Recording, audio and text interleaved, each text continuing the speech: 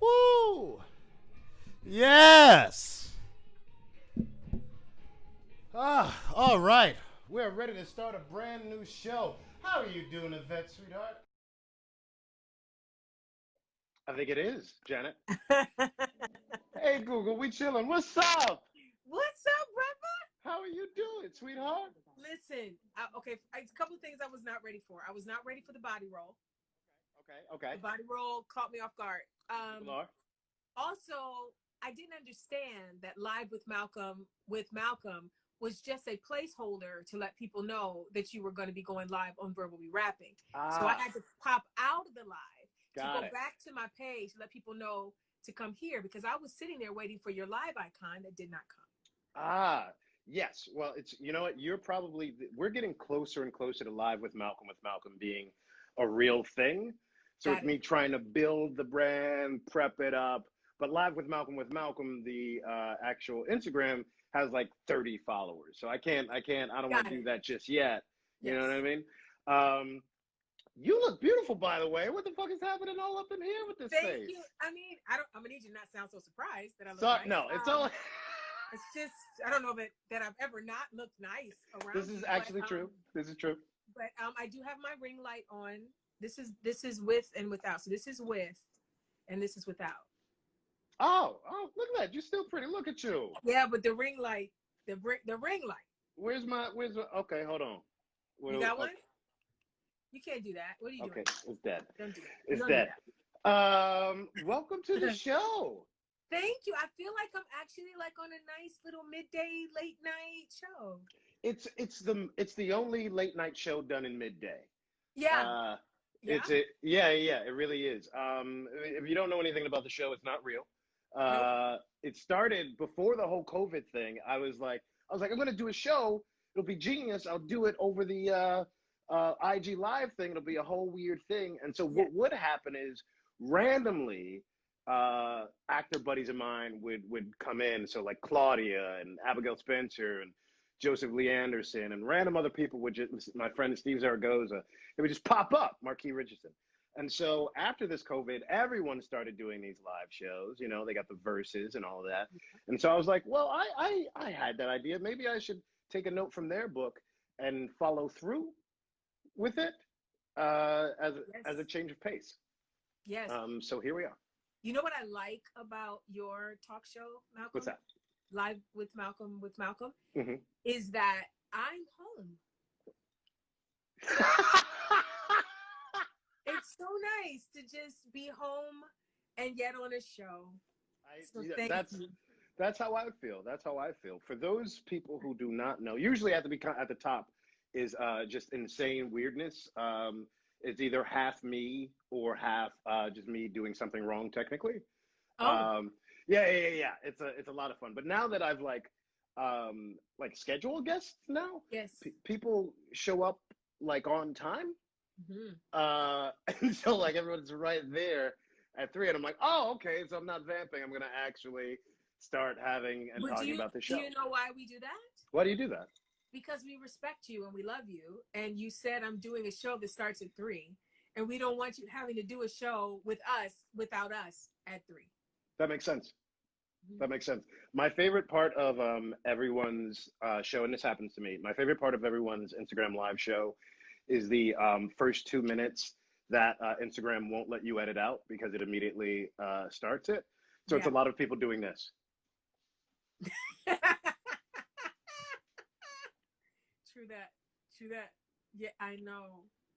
So is that why you start without you? Like you just let the music bring us in? Yeah, I like to create a vibe is what's happening. Do you want to talk about why you chose Janet Jackson for me? I do want to talk about why I chose Janet Jackson.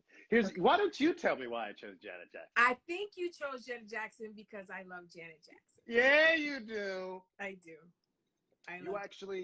Which I didn't know. I mean, I could have guessed who doesn't love Janet Jackson, but I discovered your love of Janet Jackson because recently you're often a guest host on The View, yeah? I am. You are. So Yvette Nicole Brown, for those who don't know who you are, which would be amazing to be tuning into this show and not know who either one of us is.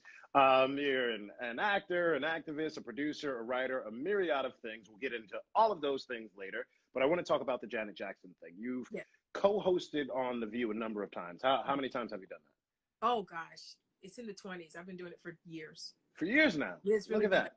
That's crazy. So they had a special surprise. No, that was the real. That was the real. That was the real. That was the real, which I've also done about 20 times. Yes, what? That was Why? real. How many woman shows where people tell how they feel and what the hell is going on are you on? I've guest hosted on The Talk, The Chew, The Real, The View. I kind of pop up everywhere. Which I find amazing. I find amazing how ubiquitous you are. Nice. I know, right? Look at that word choice. Right now. Right? So talk to me about the Janet Jackson thing. How did that go down? Well, Janet was starting her residency in Vegas, and they were announcing it on the show. And it happened to be a day that I was guest co-hosting. And I was like, oh my God, can I please be the one to talk about her residency? And I love her so much. And they were like, okay, yeah, Yvette, like, calm down.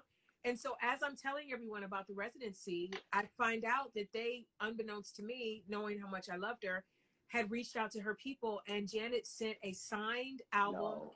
No. The Real were gonna paid for me to go see her. They paid for the VIP experience for me. So it was like a dream. Like, you get a car. It was literally everybody gets one you get a car moment in life. That was my you get a car moment, and it was Janet Jackson. It's the best car to get. That's a dope car to get. I feel like you guys were dressed the same when you guys met or something like that. We were, Malcolm, because we're really best friends. I need Janet to realize that we're best friends. She doesn't know it.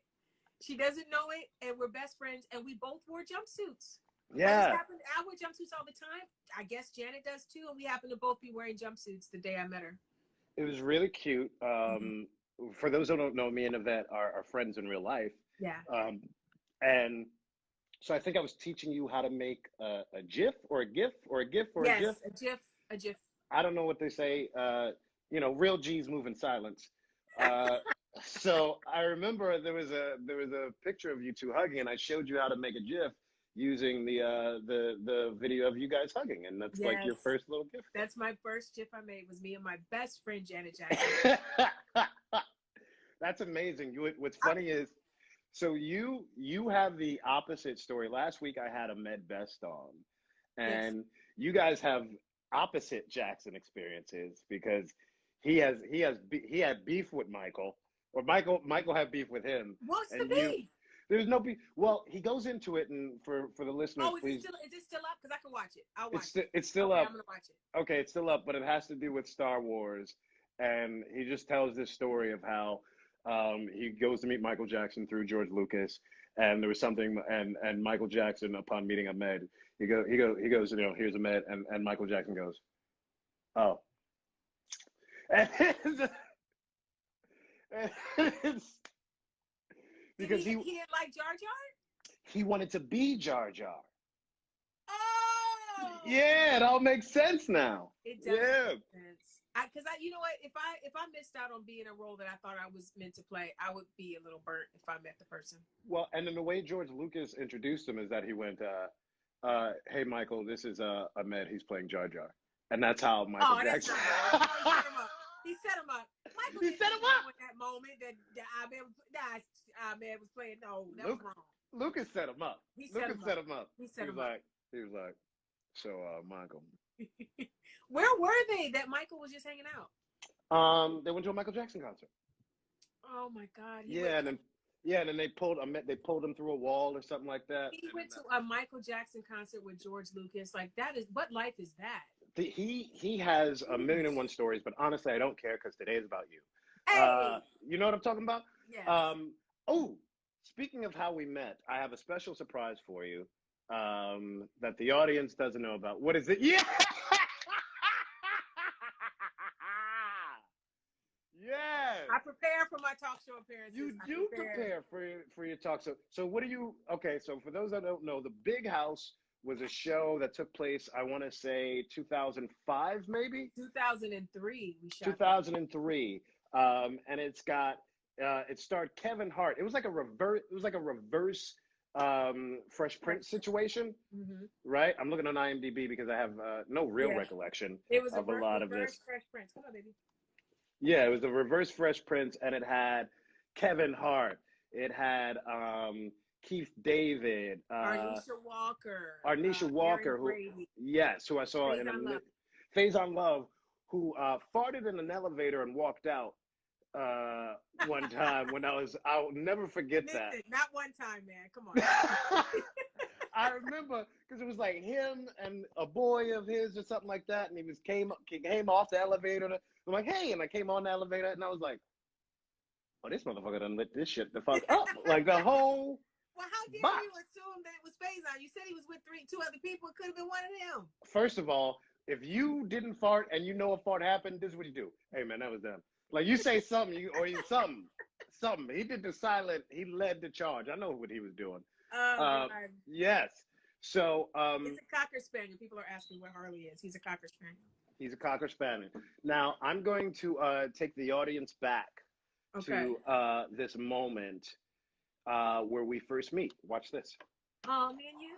Yeah. Watch. Let's see if I can make this happen. Hold on. Right this. Oh, God, there's a video. It's visual aid. Wait, can you hear it? Hold on. No, we gotta go higher.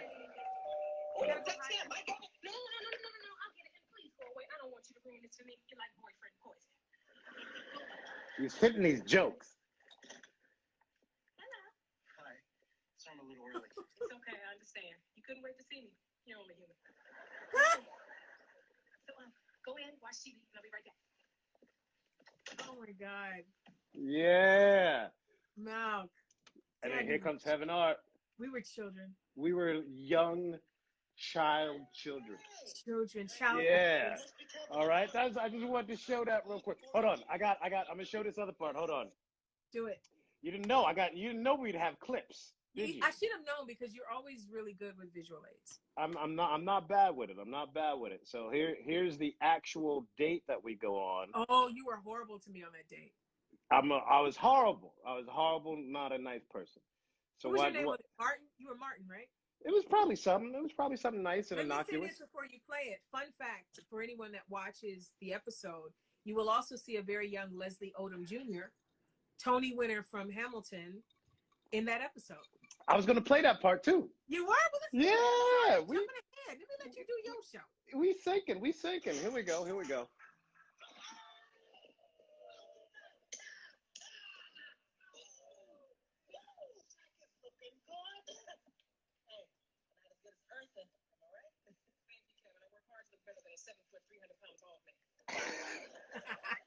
it shows. You do look nice. Oh my God. I know that cheerleader. Which one? The one with the boobs bigger than her head? Yeah. We used to go to the same church.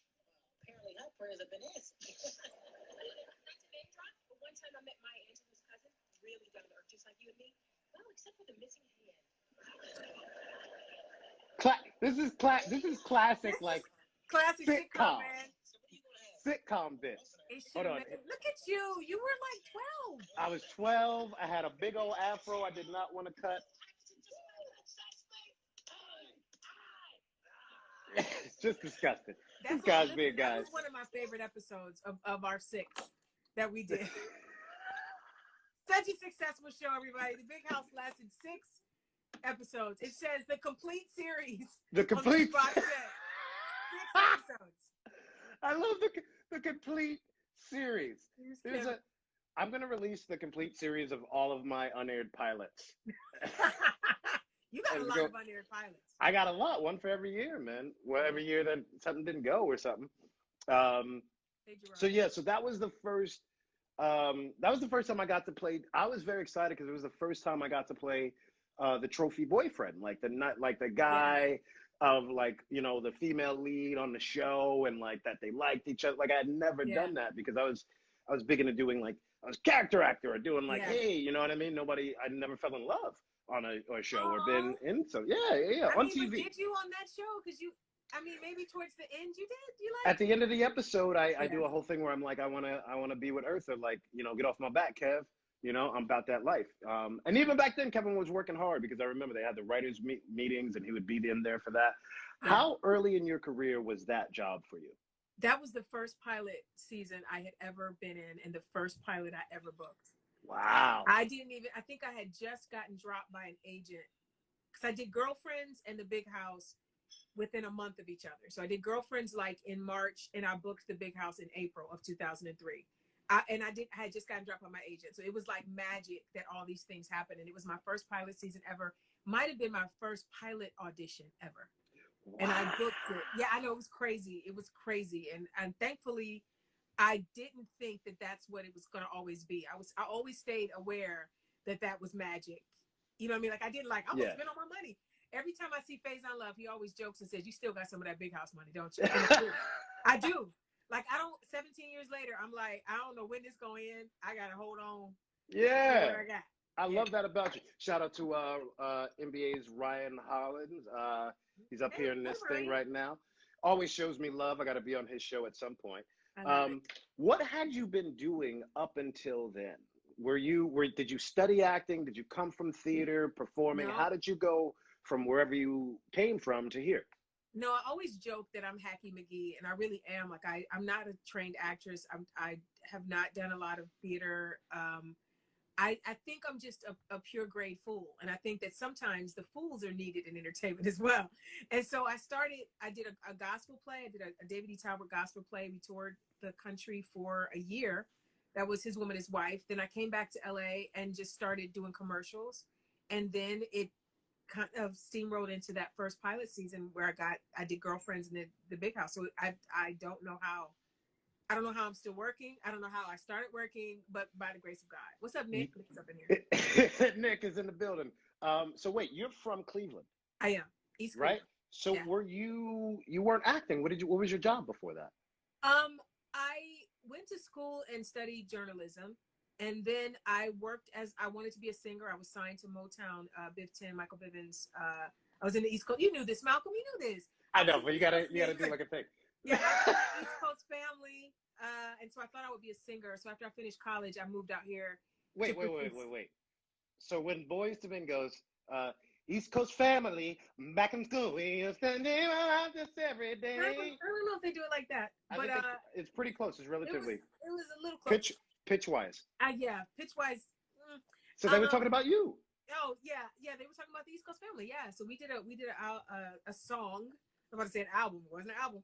We did a song called "One for All for One," and I thought where I thought, this is about to happen, and it didn't happen. Maybe that's why when the Big House happened, I was like, hold on to your money. But yeah, so I moved out here thinking I'd be a singer. It didn't work out, and so I ended up working in offices. I became a legal secretary, and I was an office temp. I worked in just about every freaking office, MGM, MCA, Showtime. I worked everywhere, and I learned about contracts and business stuff, and that's serving me now as an actress. That's beautiful. So the Big House happened. Yeah. What happened after that? What was the next big thing that was awesome for you? The next big thing after Big House was probably Drake and Josh. Drake and Josh. You see how I freaking set you up, man? Look at that. You did. You got to be open. There's actually there's some overlap between Drake and Josh and the Big House. We did the pilot of the Big House, and we didn't think the show was going to go. So I did an episode of Drake and Josh. Then Big House got picked up, and then I had to leave Drake and Josh, and they brought in another actress, Frances Collier, who did one episode as my character, Helen. By the time they needed Helen back again, the Big House had been canceled. So then I went back to playing Helen. For people that wonder why I missed one episode of Drake and Josh was because of the Big House. Yeah, that happens more often than people would think, where where an actor may start a character and then something happens work wise, and they bring in somebody else, and then they bring back. It's always it feels weird at the time, but when the show has success, no one cares after the fact. Right. Can I take a moment and say how good at this you are? And if you wanted to do like a midday late night talk show, you could do it. I will watch it. That's very sweet of you. No, you're really good. Like I've done a lot of these. Hey, pop into my show, and you get in there. Well, you know what it is? I'm a TV-ophile. I'm a cinephile. I grew up, I think probably like you, I was like a latchkey kid. Yeah. And so I grew up, I used to take the train by myself and I used to watch hours and hours of television. So I have an idea of what I think a talk show is, and I have an idea of what I would do if I had one. So this is what's happening. Do you want to do one like outside of Instagram? I think I do. I feel like this is the training wheels version of that. Yeah, I think you do want to do that, and I think you'd be really good at it. I appreciate that. Yeah, I do. I do. I think you're accurate. So I'm going to get into, where are we at? We're at the 23-minute mark. I almost don't want to get into too much meat just yet because I want to bullshit and stuff like that. But how have you been handling your days? I feel like you are very active. I feel like me and you, if I can bring this into Dragon Ball Z terms, and I bring that up because I've just started watching Dragon Ball Z. But I feel like people like me and you are built for these moments. In terms of, there's so much going on in the world right now. You know what I mean? So much unrest, so much talk about brutality and life. And I feel like outside of these moments, people like me and you talk about it, you know, whether it be on talk shows, whether we use our work, we talk about how these issues are affecting our various communities, you know, what it means to be Black in America. And I think, you know, I think there's a certain section of white America and America itself, and not just whites, Asians, Mexicans, all sorts of people are suddenly listening to us in a way that's very different. And I feel like me and you, to an extent, are sort of iconoclastic in terms of sharing how we feel. How has this moment changed what you do in entertainment, as well as how you share your actual free time? I swear you are good at this. I agree that we're the kind of people that have always spoken up. I personally, I can't speak for you, but I personally, Harley, now I'm talking to Malcolm, Harley speaking up as well. Harley's just using his doggy voice. I don't believe that we're given a platform just so we can make money and talk about lip gloss and fancy things. I think we're given a platform so that we can affect change in the world. And I think that you are playing yourself if you don't use it, and playing others, like really, if you don't use it for good. So I've never been someone that's been precious about my career or my opportunities. I know where my opportunities come from, and it's not from any particular company. And so I've chosen to speak out and be loud. And in this moment, I feel like you and I, and John Boyega, I put him up in here, and Amber Riley, I put her up in here. Mm-hmm. We are uniquely qualified for this moment in time because we have no fucks to give. Mm-hmm. We really don't. And I feel like it's important to rise to the occasion, to show up for the moment, and to do good always. And that's what I strive to do. You're crunchy. You got crunchy, man. Yeah, you got to change. You got to get them earbuds. You got to take them earbuds.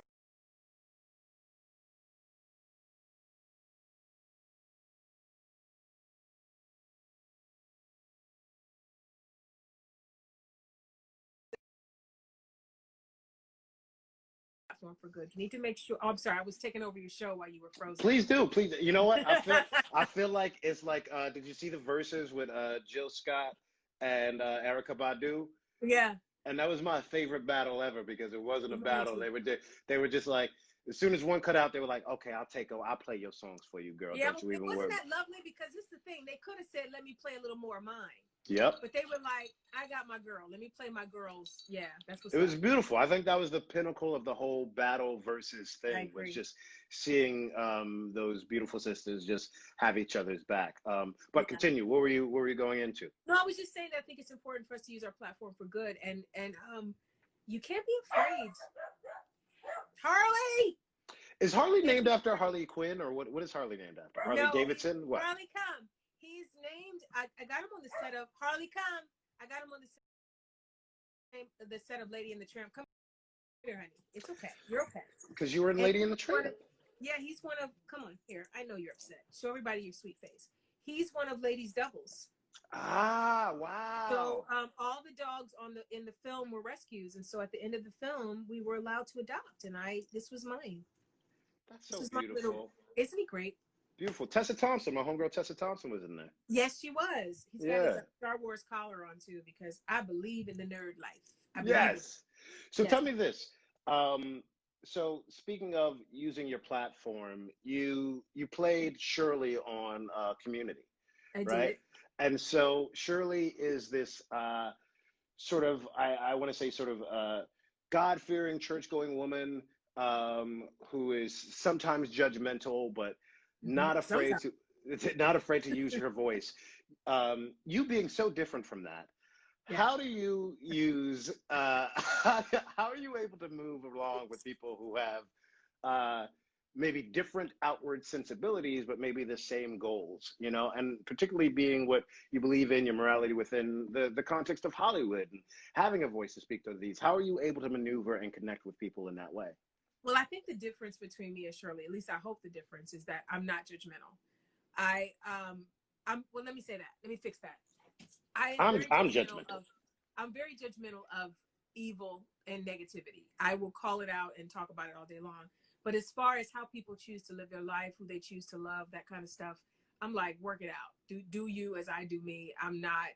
I actually believe what Christ says when he says that we're just supposed to love each other. That's it. You know, and so, and we're gonna let Harley do what he does, because I don't want to stifle his way of letting people know how he feels. All dogs matter. Ooh. Harley, no, I'm not gonna. Let's do it. Bang bang. Black dogs matter. Yeah. Harley, come. Yeah, but I feel like my morality in this industry comes in how I treat people on set, that my respect for people, my kindness. I've been blessed to be a series regular on quite a few shows now. And I believe that when you're a series regular, that set is your home.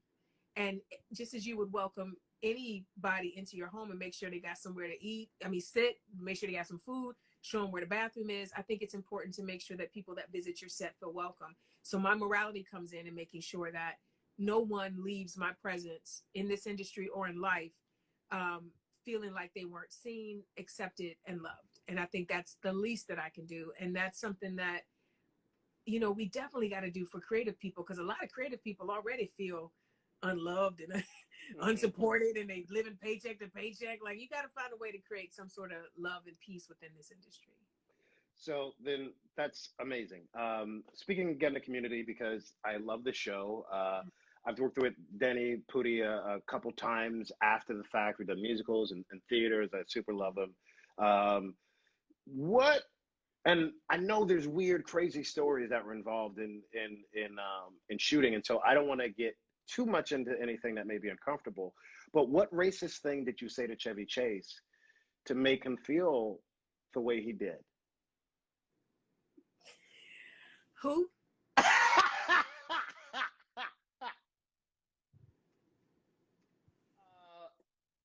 I don't. Yeah. So what was it like? Here's what I'm interested in, right? We all know, you know, we talk about Avengers and Community because the Russo brothers directed probably some of the most iconic episodes, which is the paintball shit that is huge. What was it like following the path of Community, being on that roller coaster ride? Because I've been on shows where we had no idea if we were going to exist past a year. And then we existed for a couple more episodes. And then we existed for 9 more episodes. And then we got canceled. And then all sorts of things. What is it like as an actor who's in this business and who people see as working, as rich, as famous, as a celebrity and all these things, but still wondering if you're going to have a job in 6 months to a year, particularly with a show like Community that came back and forth so many times? You know, it was difficult. I remember, I can't remember if it was first season or second season. Gillian and I just happened to both be on Larchmont at the same time. I was going to Gratitude Cafe, and I think she was going to an audition, and we happened to park across Larchmont from each other. And right as we were parking, our phones started pinging, and we both looked down, and we found out on Twitter that our show had been picked up. No one called us. No one emailed us. We found out because fans found out. And that is a microcosm of what it was like to be on Community. We never felt in the know or like the cool kids. We never felt like celebrated and supported by our network for the most part. No shade to NBC, but No. we weren't a big performer for them. And so they Listen, weren't. I don't know anything about what it means to be on the bubble for an NBC show. Of course you don't. And whether or not they'll pick Yes, you up or not. It must you do. be weird. You do. You know so well. Yeah, so it was so funny that we just never, every year, I can't believe we made it 5 seasons on network, and then they did another season on Yahoo. We never were supposed to make it past that. It must have been second season, because the first season we found out, I think, they loved us the first season. It was the second season where it got crazy. So I you know, it's hard. It's hard. And everybody thinks because you're on television, it's like popping champagne, and that it's not like that. It's a job like any other job. And, you know, you spend a lot of time wondering if you're going to have a place to go to next year. Yeah.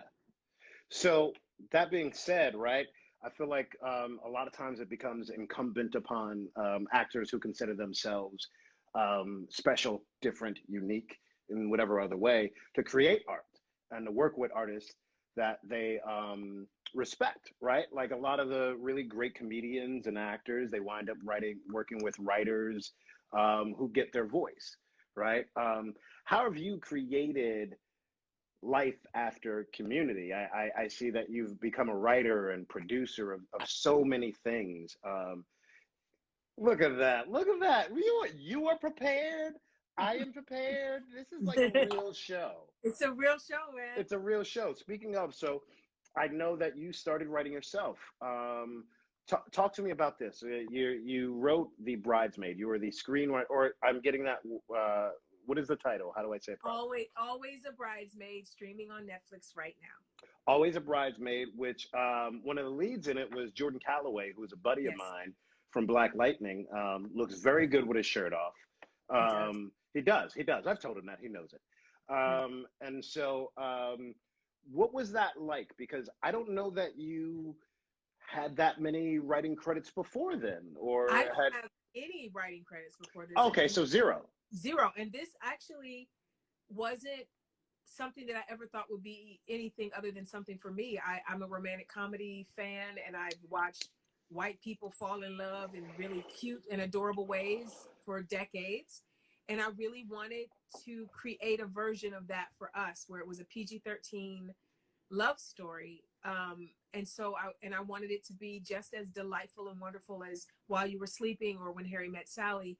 And I wrote it just for me to read. I was like, 'cause I have a very vivid imagination. If I read something, I can see it. So I was like, when I want to see Mark and Karina, I'll read my script, and the movie will play in my mind. And then it ended up getting put on the shelf because it was just for me and a friend of mine, Nakaya Brown, Indy Brown, who has a company called Tridestin Studios, which is amazing, you guys. They have a show called Family Business, Carl Weber's Family Business on BET that's coming back for a second season. They do a lot of movies. I went to lunch with her just to catch up because we're high school friends, and she asked if I wrote, if I was a writer. I was like, well, I got a couple of scripts. She said, any that are ready? I was like, well, I got one, might be okay. And I gave it to her. She optioned it. And then this is the thing, guys, learn that everything great doesn't always happen immediately. 8 years later, she ended up having a deal. Her company had a deal with BET, a 3-picture deal, and they wanted Always a Bridesmaid to be the first film, or one of the films from that deal. And so Trey Haley, who's her partner in Tridestin, directed. We got Javicia and Jordan Calloway and Michelle Mitchner and Amber. Javicia, yes. Yeah, my three guys, Bernard, Brandon, and Marcel from The Mayor, and Richard They're Lawson. great. Thelma I was so excited. Please keep rattling off names. Watch Jazzy, Tosin, who else? Afion Crockett. Afion. Yeah, Shout out. Deandra, Joy Brunson. Like there were so many amazing, talented people that came to play, and James Bland, um, Megan Tandy. Like there's so many. Like it's just a cornucopia of Black goodness. Yeah. And you know, I love what I love about producing. What I love about writing is I got to create opportunities for other people.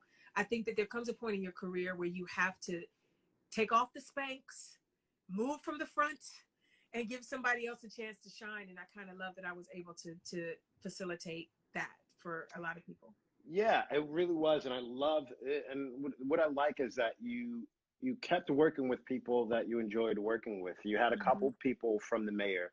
I don't know all their names, Mm-hmm. but I love their work. I think they're Yeah. so funny. I thought even seeing the mayor, you know, you've done a myriad of work on television, and what I loved about the mayor was like I don't know that I saw a group of so black people on television. Black people in the Black people on television, right?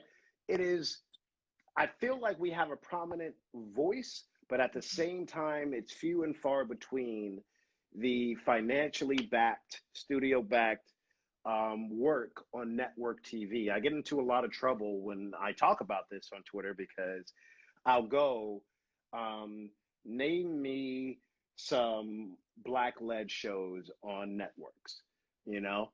And what are black led shows starring black people who are not famous people?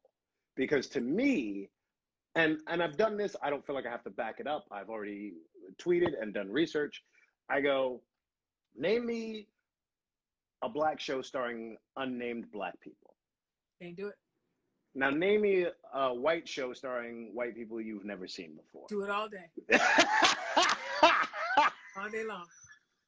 Listen, if this is the thing, listen. We gonna get in trouble. Let's both get in trouble. Let's get in trouble together, baby. Let's get Good in trouble. together, Good trouble. baby. What they talk about? Good trouble. They enjoy making white stars. Nothing makes them happier than to take Millicent Bartholomew from Kansas and polishing her up and putting her on billboards and bus ads It girl. and making America fall in love with her. It girl. It How many girl. how many new white it girls you ain't never heard of before? You get one every you get 5 or 6 every season.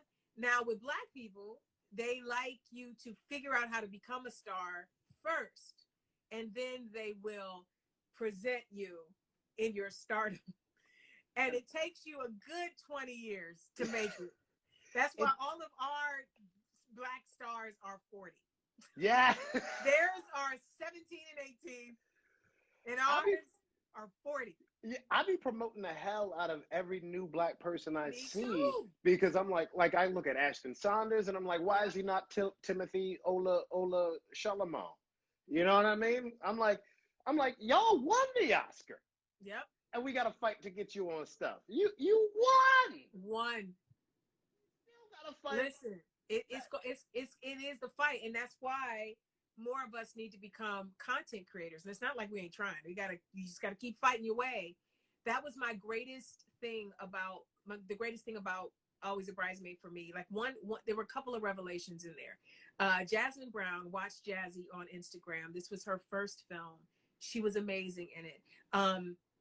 Amber Sade Robinson played one of the four friends. She and Jazzy both played one of the four friends. They were amazing in it. It was Javicia's first lead in a film. It was Michelle Michener's first romantic comedy.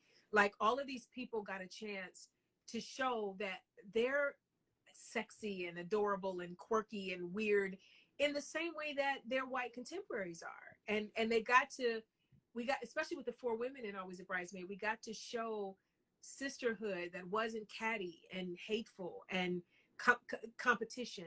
They all looked different. They all celebrated each other. I want more of that for us. I want more opportunities to see that for us. I love it. And there's I can't remember her name. There's a hugely funny woman in that, where she's just like silly and ridiculous and always a bridesmaid. I can't remember her name. I probably watched Jazzy. Was she I think it was Watch Jazzy. It's Watch Yeah, Jazzy. extra Yeah, ratchety. First film. Yeah, she ratcheted up the ratchet, and Yeah. I fell in love. It's funny, just as we were talking about this, Diana Maria Rivera, Yeah. who who was on my very first show, Luis, with Luis Yeah. Guzman. Um, She was she is episode of the mayor too. was she? Yeah. She is a genius. Now she's on Dead to Me with my boy Brandon. Harley, yes. And she's amazing in that. And I remember working with her, and Luis was leaving. It's okay. Can I tell you my favorite part Can you is hear when me? shit fucks Can you up. hear me though? I hear all of this. I don't care. Harley, I love come it. on, Harley. Shut up, Harley. Harley. Hold on. You keep talking. I'll be right back. It's the mailman. Harley. That's enough. We worked together on Luis, and for those of you who follow me on Instagram, just the other day, Luis Guzman came onto my live out of nowhere. I didn't know. Did he? He did. And you know, he's got 28 kids, but I think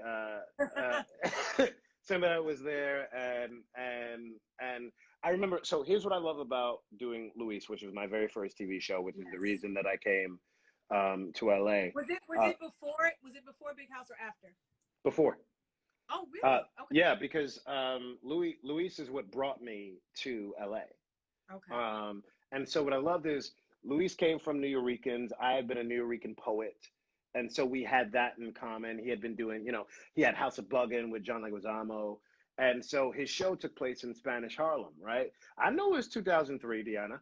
And Deanna was probably the most versatile, the most professional, one of the easy, comedy came easy to her.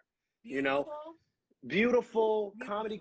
It takes something what people don't realize, and I know this from working with other actors who are friends of mine who do various types of work and various types of acting, is reading and interpreting a script, right? Sometimes it comes very easy to people. Sometimes it takes a little bit more work. Sometimes even when it comes easy, you discover something a week in, you know what I mean? Like, and we only, you know, for any given script, you got about a week. Yeah, right? You got about a week, and half the time stuff is changing. And then, you know, studio, you know, you'll get a script on a Monday, you rehearse it on Tuesday, a studio comes in Wednesday, the network comes in Thursday, you maybe shoot on Thursday, and then you live shoot on a Friday, right? This is talking about 3-camera sitcoms. For those who don't know, something like a Cheers is a 3-camera, Big Bang or something like that is a 3-camera. Yeah, something like The Office, single camera. Okay, so you know, single camera, you can shoot it like a movie. 3-camera, you shoot it like a play. There we go. There we go. And so it's a lot about interpretation, right? And some things are very easy. I feel like I'm really good at 3-camera because I feel like there are jokes that have existed since vaudeville, right? I've always been the side character, and I always do this. Here's every side character since the 30s, and it's what I played on Louis, ever. You ready? Yeah. I wouldn't do that with a potato. Super easy. Super easy. Super easy. It's not that hard. And for some people, it takes a little bit. I always loved Deanna because she knew what the joke was, could make that joke work immediately, make it something else, would get a new note about a new thing, and would change it the fuck up. It was amazing. And that was a show. I think everyone wound up working after that show because that was me, that was her. Who else was on there? Charlie Day was on there. Wow. Yeah. Oh, he had horrible jokes on that show. And that's why I'm on the first episode of Sunny in Philadelphia, because I love it. He was on there, and he tells a great story of so Louis ran a donut shop. It was a donut shop in Spanish Harlem. And so Charlie's character, by the way, there was like 2 or 3 white people on the show, 1 black guy on the show that took place in Spanish Harlem, which I would bring up. I would have to, like, talking about fighting for, I had to fight all the time because I was like, hey, I just came from tutoring in Spanish Harlem. This is different than what you're portraying. As every show in New York is. Well, and also they don't know the difference between Mexicans and Puerto Ricans. I was like, hey man, that's a Mexican. Spanish Harlem is filled with Puerto Ricans. There's no Mexicans there. I hate to tell you. I remember there was like a regular day and they had all these carts things. There was like churros being sold. And I went to the set designer or whoever the fuck it was and was like, hey man, what the hell are with these churros y'all are selling uh, in Spanish Harlem on like 128th and Vincent or whatever the fuck, St. Nicholas. And I went, and these are the battles that you have to fight if you Yeah. choose to fight when you are the lone representative of whatever thing Yeah. that Hollywood is making money off of. Which we often are. Yeah, I go in there, and the set designer goes, she goes, look, this is what I got it off of. These are real pictures. I go to it. It's like Cinco de Mayo or wherever picture she got it from. It's from like some sort of holiday celebration day or something like that. And I was like, hey, that's not an everyday occurrence. That's not how stuff looks. You know what I mean? Right. There was a cul-de-sac on our show. I was like, there's no cul-de-sac in Spanish Harlem. There's no cul-de-sac in Spanish Harlem. It was very weird. You know what I mean? So it's very weird to play the secondary character in Spanish Harlem, but I give so much credit.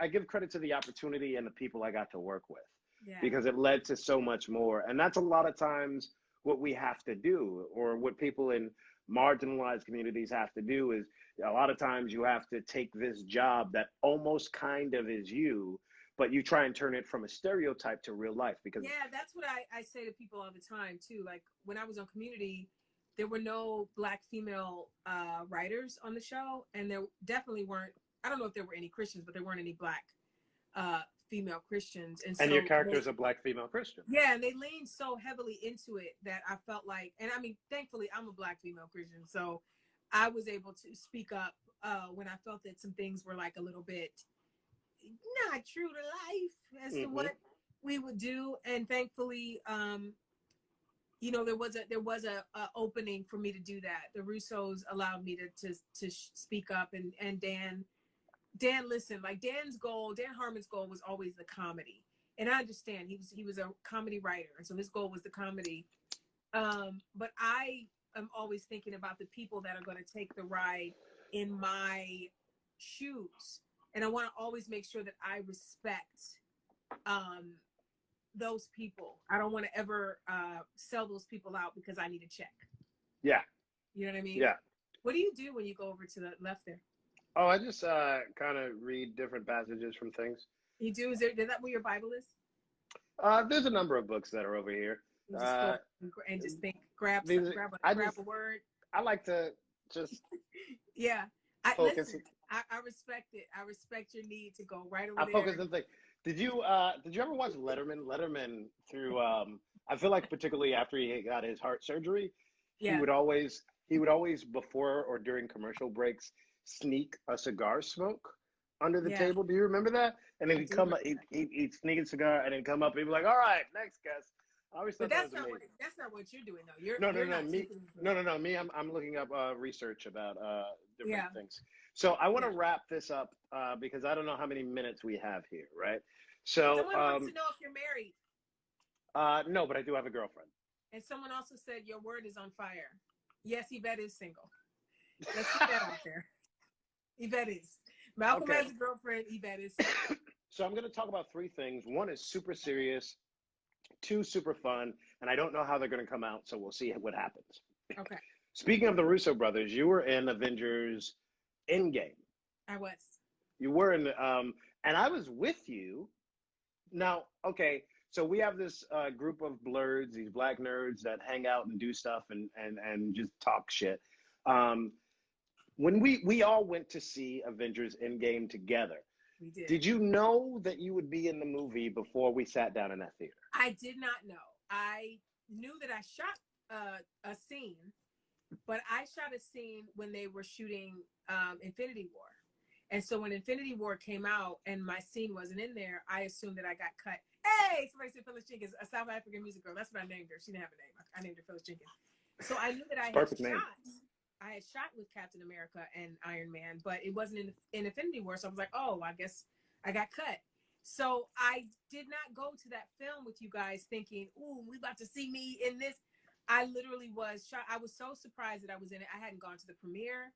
I didn't know that I made it. So it was and I come in late in the film too. Like had already all done their first shot at, got the first You shot come at into it. you come into the time travel section, which is, you Yes. know what I mean? Yeah. And that's when I knew that they were going back to the 70s. That's when I was like, oh no, this might be it, because I knew that I was in that horrible wig and that polyester dress. So I It knew was that there was a perfect. chance.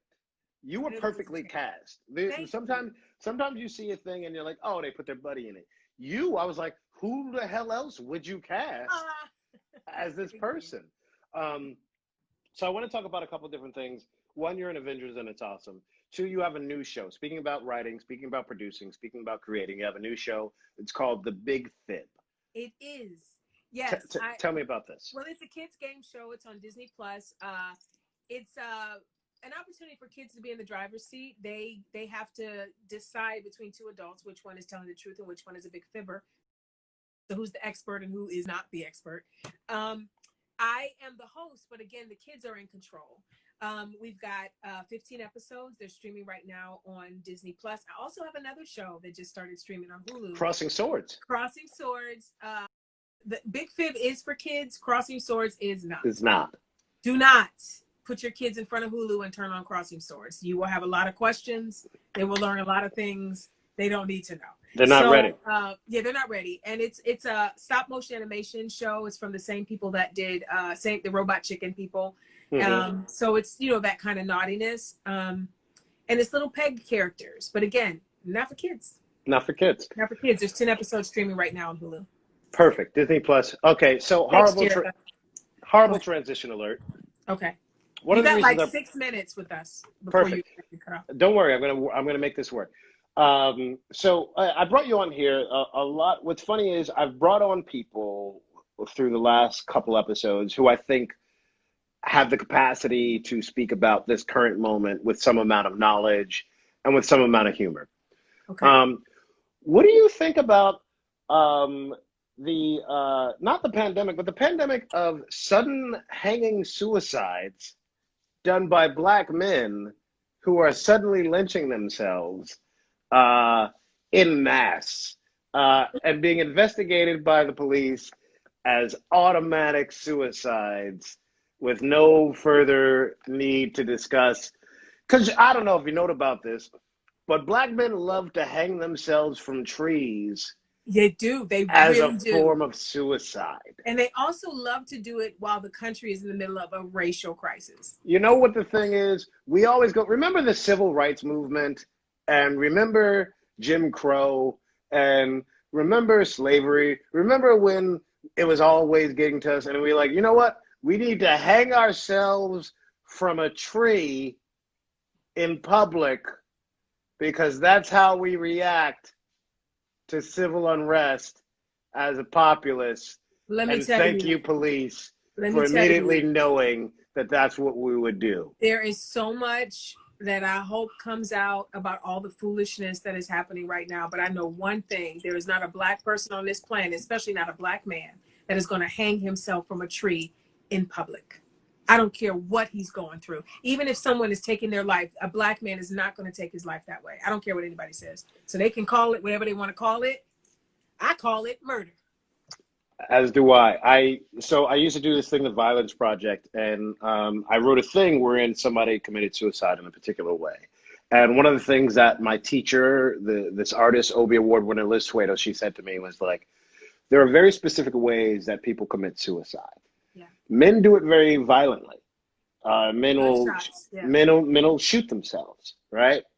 Women will do it differently. It's pills. Exactly. Me and you have obviously thought about things before we talked about them. Yeah. And so, you know what's not a common way for Black men to commit suicide?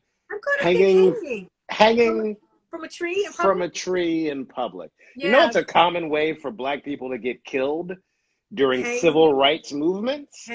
Hanging from a tree in public. All right. Well, this was a good lesson to learn.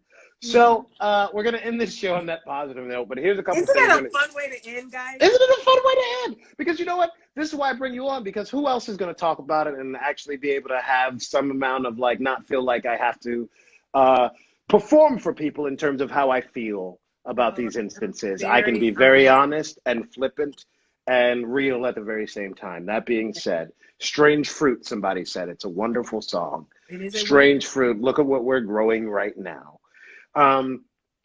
All that being said, all the things we discussed, we probably got about 2.5 minutes. I think we got, don't risk it. We got one. Just get out of here. We got one. I'm going to ask you the same thing I ask all of my guests. Favorite things, top 5 favorite things, or your number 1 favorite thing, regardless of tangible, not real, movie, action. Okay, favorite things. Favorite thing. My dog. Yep. Kindness. Yes. Janet Jackson, which we talked about. We have. Bread.